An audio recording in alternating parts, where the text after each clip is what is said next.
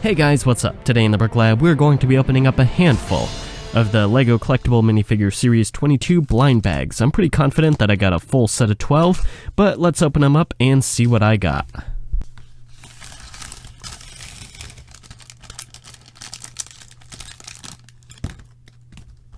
Alright, looks like our first one is the Horse Girl. And I'm calling her Horse Girl because obviously she comes with this brand new pony, which is super adorable. Much cuter in person than on the box art even. But yeah, so she also has this pretty cool torso here. It looks like a plaid jacket, and there's even some printing on the arms, which I know will make certain fans happy. And then we also have this recolored hair hat piece combination. I wasn't a big fan of it when it first came out, but it's kind of grown on me, and this one looks pretty good. And then we also have a double-sided face here with a smile on one side and an even happier smile on the other. This minifigure also came with an extra carrot top piece, so I guess that'll be useful if the horse is extra hungry.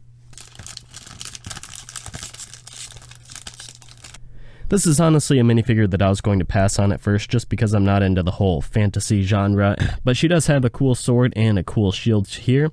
Well, the face does have some interesting prints here. We have a sort of smile on one side and another smile on the other side. I was kind of expecting a battle-ready expression, but whatever. I guess it would come in handy if you're wanting alternate faces for your Spinjitzu Burst Nia or Energy Nia from last summer's Ninjago wave. And again, I do love the sword and also the fact that we do get a spare. So yeah, again, not my favorite minifigure, but she does have some cool pieces, so that's definitely a plus. So here we have the Snow King. I guess I don't know his official name. I'm guessing he's a companion to the Snow Queen that we got a couple series ago.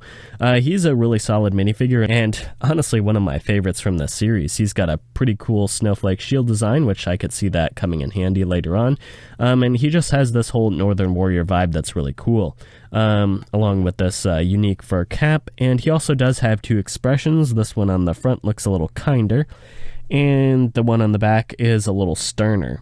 And then also the Husky. For the first time, we're getting a Husky with eyes printed in blue. That's a nice new change. Also, he's got a lighter coat, so that's also pretty unique.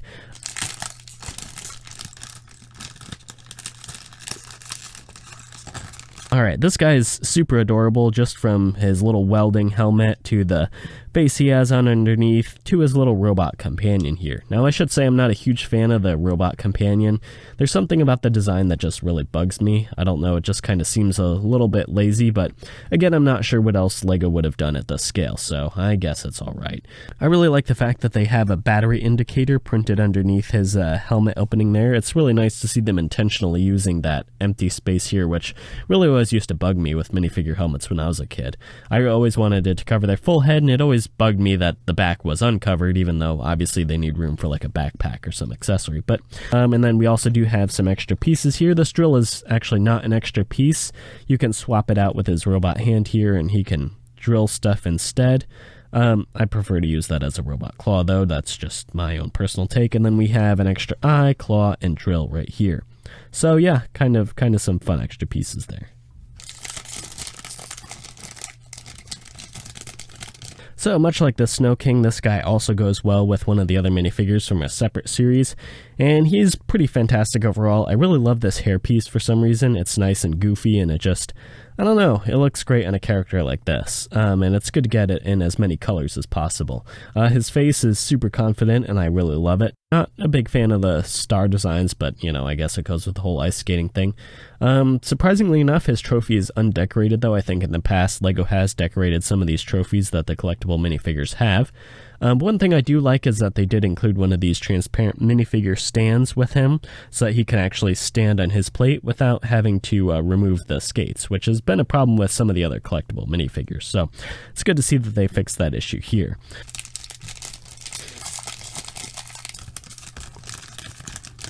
So as far as minifigures go, I do think it is interesting that this is the first minifigure in a wheelchair that we've gotten in a collectible minifigure series, and of course the wheelchair design is brand new.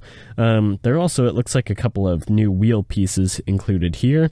This guy's a pretty solid design. Really love the dual molding on the sleeves here, that mountain logo that seems to pop up in a lot of city and creator sets, and then also his confident expression on the front here. It's kind of a shame we didn't get one on the back, although I guess the helmet wouldn't have done a great job of covering that one up.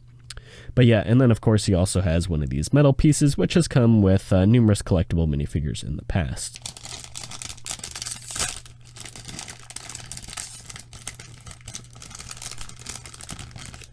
So here we have one of the minifigures that I was most excited to get, and again, not for the minifigure, but for the little accessory that comes with it. I love this toucan design. It's just so ridiculously adorable.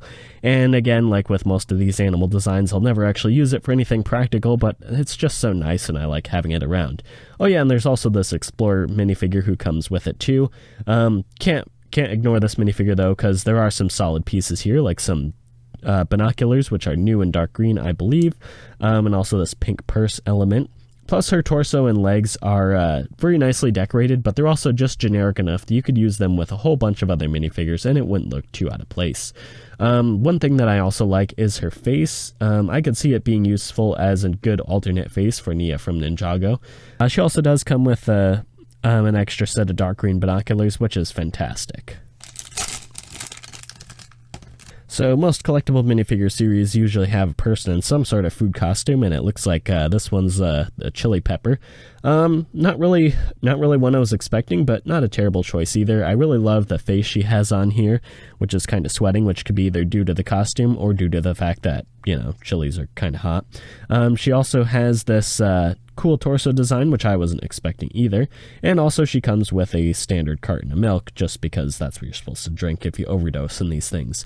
She also has a cool alternate expression here, which is a little more brave and daring, which is probably what she looks like before she tries the peppers. And then she also does come with this alternate hairpiece, which is really cool. It's the first time we're getting it in this color, I believe, and I'm sure it'll be useful for custom minifigures.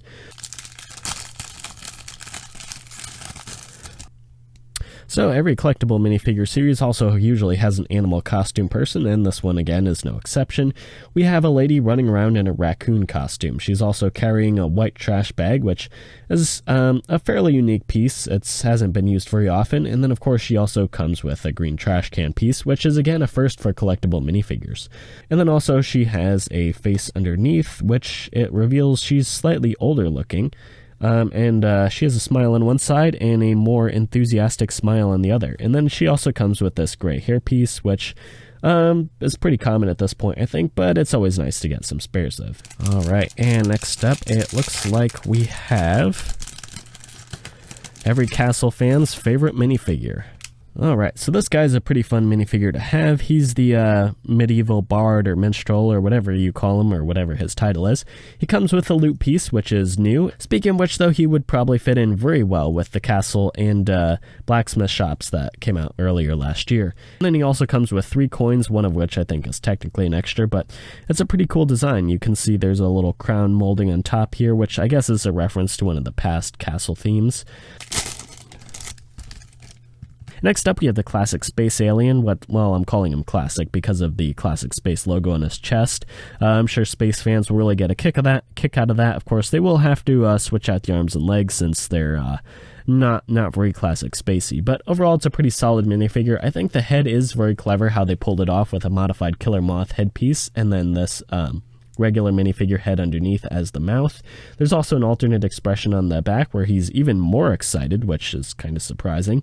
But yeah, there's that. He also comes with this pretty cool gas tank on his back. It also comes with this space gun in teal, which is a brand new color. I'm sure LEGO was really pandering to the adult crowd here, using their favorite color and their favorite theme. And that brings us to our final minifigure. Which will it be? And here we have another character who's just ridiculously adorable. It's a little acorn hat boy with a leaf cape on his back, and it looks like a sentient mushroom as his traveling companion, and also just a little walking stick. So as far as minifigures go, I definitely wouldn't have picked him out if I hadn't been trying to complete the series. He's a very nice minifigure, but I don't know, I'm just not into the whole fantasy stuff as I mentioned earlier, so I probably would have skipped him, to be honest, although I can see his torso being very useful for maybe like a custom Robin Hood minifigure or something. Yeah, and then also the acorn hat, which is new and very cool, and then his face has a happy little smile on one side, and an even happier smile on the other. So yeah, no getting this guy down. And then also on the plus side, there's also another one included, so if you have another one of these white fez pieces, you can give this guy a little companion. So yeah, And also there's an extra stick included just in case he happens to lose his original. Or I guess maybe you could use 2 sticks and he could use them to fight off whatever woodland creatures he encounters. Alright, that's it for the minifigures. As always, let's go ahead and open up the character sheet here and take a look and see what it says.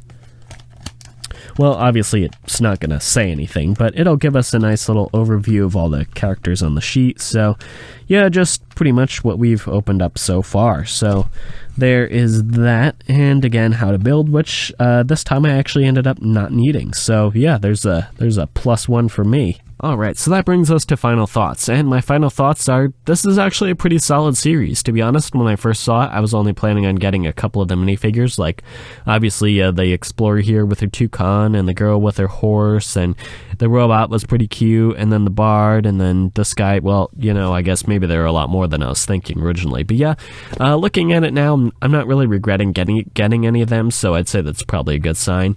And then, of course, we also do have a nice bunch of extra pieces, so I'm also not complaining about that, especially not complaining about this brand new purple sword and the mushroom face, as well as these binoculars, although I guess the rest are maybe just a tiny bit generic. But yeah, so yeah, congratulations to the design team, I guess. I'm really glad that I picked all these up.